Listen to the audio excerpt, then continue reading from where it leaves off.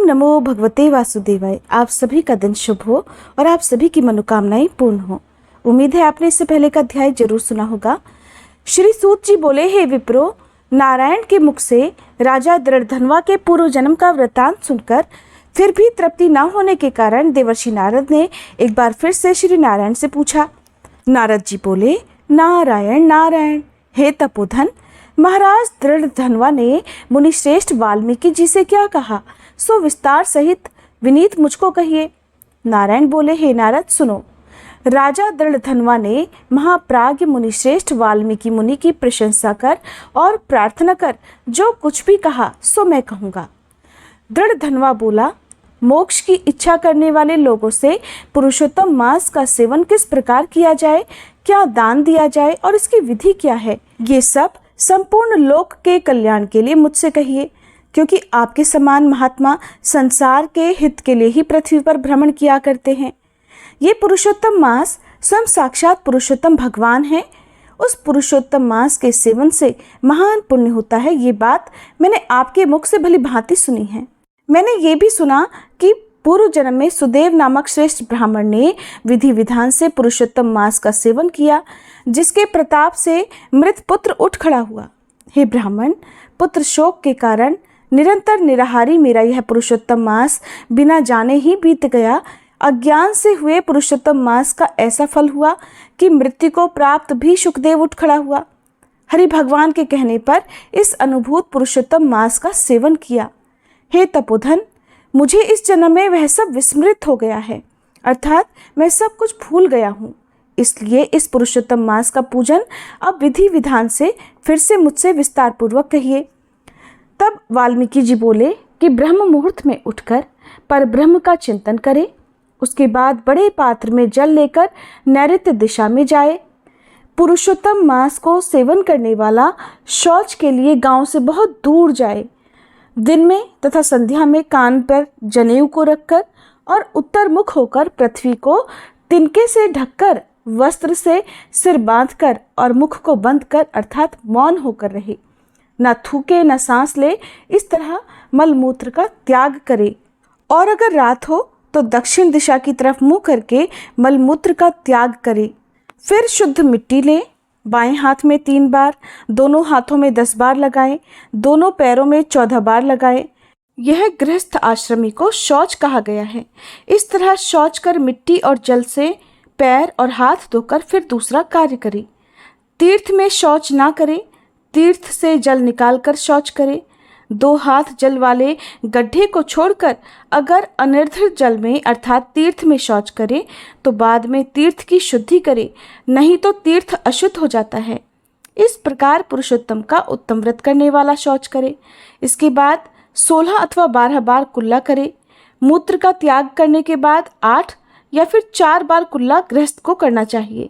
उठकर सबसे पहले आंखों को धो डाले, दातुन ले आए और इस मंत्र को अच्छी तरह कहकर दांत साफ करे कि हे वनस्पते, आयु, बल, यश, वर्च, प्रजा, पशु, वसु, ब्रह्म ज्ञान और मेधा को मुझे दो। अपामार्ग अथवा बेर की 12 अंगुल की छेद रहित दातुन कानी अंगुली के समान मोटी हो, जिसके पर्व के आधे भाग में कूंची बनी हो, उस दातुन से अपना मुख साफ करना चाहिए। रविवार के दिन लकड़ी से दातुन करना मना किया जाता है, इसलिए 12 बार कुल्ले से मुख शुद्धि करे। आचमन कर अच्छी तरह प्रातःकाल में स्नान करे। स्नान के बाद उसी समय तीर्थ के देवताओं को तर्पण द्वारा जल प्रदान करे और समुद्र में मिली हुई नदी में स्नान करना उत्तम माना गया है। बावली, कूप, तालाब में स्नान करना विद्वानों ने मध्यम कहा है और गृहस्थ को घर में स्नान करना सामान्य कहा है।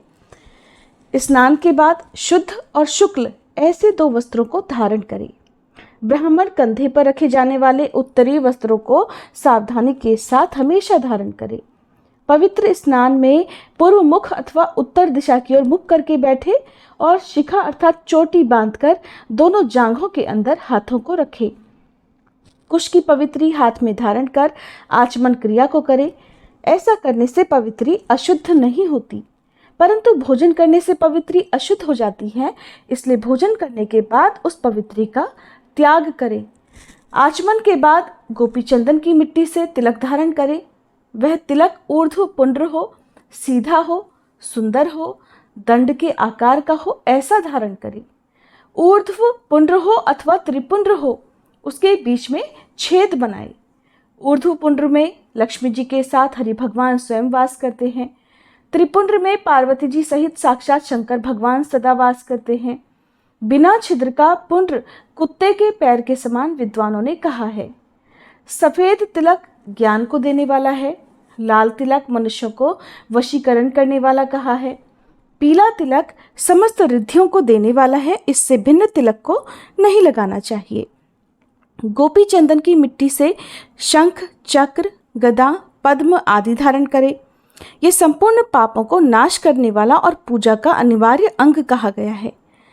जिसके शरीर में शंख, चक्र आदि भगवान के आयुधों का चिन्ह देखने में आता है, उस मनुष्य को मनुष्य नहीं समझना, वह भगवान का शरीर है। जो शंख, चक्र आदि चिन्हों को नित्य धारण करता है, उस देही के अर्थात उस मनुष्य के पाप पुण्य रूप हो जाते हैं। नारायण के आयुधों से जिसका शरीर चिन्हित रहता है, उसका कोटि कोटि पाप होने पर भी यमराज भला क्या कर सकता है। प्राणायाम करके इसके बाद संध्या वंदन करे। प्रातःकाल की संध्या विधि पूर्वक नक्षत्र के रहने पर करे। संध्या अर्थात सुबह की पूजा। जब तक सूर्य नारायण का दर्शन ना हो तब तक गायत्री मंत्र का जप करे और सूर्योपस्थान के मंत्रों से उठकर अंजलि बांधकर फिर उपस्थान करे अर्थात फिर उठे। सायंकाल के समय अपने पैर को पृथ्वी में करके नमस्कार करे। जो कमी रह गई हो उसको इस मंत्र से पूर्ण करे।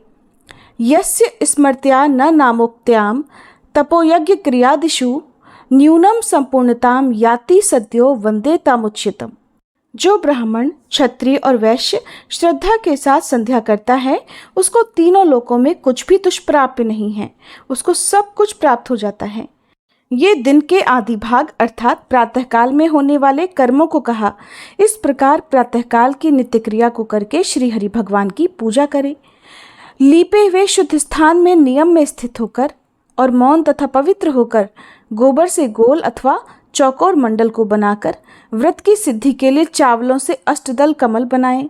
बाद में सोने, चांदी, तांबे अथवा मिट्टी का मजबूत और नए छिद्र रहित शुद्ध कलश को उस मंडल के ऊपर स्थापित करें और फिर उस कलश में शुद्ध तीर्थों से लाए हुए कल्याणप्रद जल को भरकर कलश के मुख में श्री विष्णु, कंठ में रुद्र भगवान अच्छी तरह वास करते हैं। उसके मूल में ब्रह्मा जी स्थित रहते हैं। मध्य भाग में मातृगण कहे गए हैं। कोख में समस्त समुद्र और 7 द्वीप वाली वसुंधरा, ऋग्वेद, यजुर्वेद, सामवेद और अथर्ववेद हैं। व्याकरण आदि अंगों के साथ सभी कलश में स्थित हो। इस प्रकार कलश को स्थापित करके उसमें तीर्थों का आह्वान करें। गंगा, गोदावरी, कावेरी और सरस्वती मेरी शांति के लिए तथा पापों के नाश करने हेतु यहाँ पधारें। इस प्रकार समस्त नदियों का आह्वान करें। फिर उस कलश का मंत्र पाठ पूर्वक गंध, अक्षत, नैवेद्य और उस समय होने वाले पुष्प आदि उपचारों से पूजन कर उसके ऊपर पीले वस्त्र से लपेटा हुआ तांबे का पूर्ण पात्र स्थापित करें। उस पात्र के ऊपर श्री लक्ष्मी जी के साथ श्री हरि की मूर्ति को स्थापित करें। मूर्ति सोने, चांदी, तांबे अथवा मिट्टी की हो और फिर भक्ति में तत्पर होकर विधि विधान से उस मूर्ति की अर्थात प्रतिमा की पूजा करें। पुरुषोत्तम मास के पुरुषोत्तम देवता हैं। पुरुषोत्तम मास के आने पर उनकी पूजा करनी चाहिए। जो इस संसार सागर में डूबे हुए को उबारता है, उसकी इस लोक में भी मृत्यु धर्म वाला कौन मनुष्य पूजा नहीं करता। ग्राम फिर मिलते हैं, धन फिर मिलता है, पुत्र भी फिर मिल जाते हैं, घर भी फिर मिलता है, शुभ अशुभ कर्म फिर मिलते हैं, किंतु शरीर फिर नहीं मिलता। उस शरीर की रक्षा धर्म के लिए और धर्म की रक्षा ज्ञान के लिए हुआ करती है और ज्ञान से मोक्ष सुलभ हुआ करता है। इसलिए धर्म को अवश्य ही करना चाहिए। देह रूपी वृक्ष का फल सनातन धर्म कहा गया है।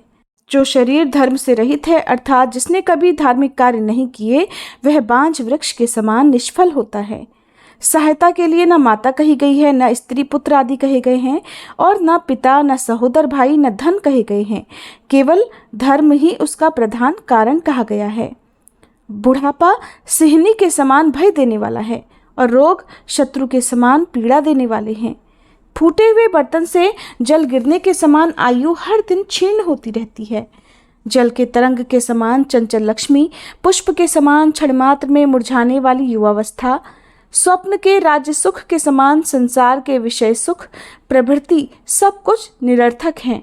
धन चंचल है, चित्त चंचल है और संसार में होने वाला सुख भी चंचल है, ऐसा जानकर संसार से विरक्त होकर फिर धर्म की साधना में तत्पर होना चाहिए।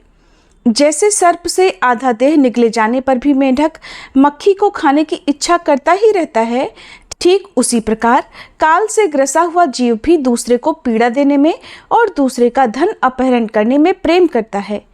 मृत्यु से ग्रस्त आयु वाले पुरुष को सुख क्या हर्ष करता है? वध के लिए वध स्थान को पहुंचाए जाने वाले पशु के समान सारे सुख व्यर्थ हैं। जब धर्म करने के लिए चित्त होता है तब उस समय धन का मिलना सुलभ नहीं होता। जब धन होता है तो उस समय चित्त धर्म करने के लिए उत्सुक नहीं होता। जब चित्त और धन दोनों होते हैं उस समय संपात्र नहीं मिलते हैं। इसलिए चित्त, धन, सत्पात्र इन तीनों का जिस समय संबंध हो जाए उसी समय बिना विचार किए ही जो धर्म को करता है वही बुद्धिमान कहा गया है। अधिक धन के व्यर्थ होने से, व्यय होने से होने वाले हजारों धर्म हैं। पुरुषोत्तम मास में थोड़े ही धन से महान धर्म हो जाता है। स्नान, दान और कथा में श्री विष्णु भगवान का स्मरण करना, इतना भी उत्तम धर्म यदि किया जाए तो वह महान भय से रक्षा करता है। जिस प्रकार गंगा जी ही तीर्थ हैं, कामदेव ही धनुषधारी हैं, विद्या ही धन है और गुण ही रूप है, उसी तरह संपूर्ण महीनों में उत्तम पुरुषोत्तम मास साक्षात पुरुषोत्तम ही हैं। यद्यपि यह पुरुषोत्तम मास पहले सभी कार्यों में तथा यज्ञों में अत्यंत निंदनीय था, तब भी भगवान की कृपा से पृथ्वी में साक्षात भगवान के नाम से प्रसिद्ध हुआ। जिस प्रकार हाथी के पैर में सब प्राणियों के पैर लीन हो जाते हैं, उसी तरह समस्त धर्म और कला समस्त पुरुषोत्तम में विलीन हो जाते हैं। जिस प्रकार और नदियों की तुलना गंगा जी के समान नहीं की जा सकती, कल्प वृक्ष के समान अन्य समस्त वृक्ष नहीं कहे जा सकते, चिंतामणि के समान दूसरे रत्न पृथ्वी में नहीं हो सकते, कामधेनु के समान दूसरी गौ नहीं हो सकती, राजा के समान दूसरे पुरुष नहीं हो सकते, वेदों की तरह समस्त शास्त्र नहीं हुआ करते, उसी प्रकार समस्त पुण्यकाल इस पुरुषोत्तम मास के पुण्यकाल के समान भी नहीं हो सकते। पुरुषोत्तम मास के देवता पुरुषोत्तम भगवान हैं, इसलिए भक्ति और श्रद्धा से पुरुषोत्तम भगवान की पूजा करनी चाहिए। शास्त्र को जानने वाला कुशल शुद्ध वैष्णव सत्यवादी और विप्र आचार्य को बुलाकर उनके द्वारा पुरुषोत्तम की पूजा करे। अंतःकरण में होने वाले मोह, काम, क्रोध, लोभ, मद, मार्स आदि रूप बड़ी बड़ी मछलियों से पूर्ण अत्यंत गंभीर वेग वाले इस संसार रूप सागर को पार करने की इच्छा करता है, वह इस भारतवर्ष में आदि देवता पुरुषोत्तम भगवान का अच्छी तरह पूजन करे। इस प्रकार वाल्मीकि जी ने देव शर्मा को पुरुषोत्तम मास की पूजा का विधान बताया। इसके बाद उन्होंने प्रतिमा की प्राण प्रतिष्ठा का जो भी विस्तार पूर्वक वर्णन किया, जो नियम विधि बताई, उसका वृतांत आप सभी अगले अध्याय में सुनेंगे। उम्मीद है आज की ये कथा आपको पसंद आई होगी।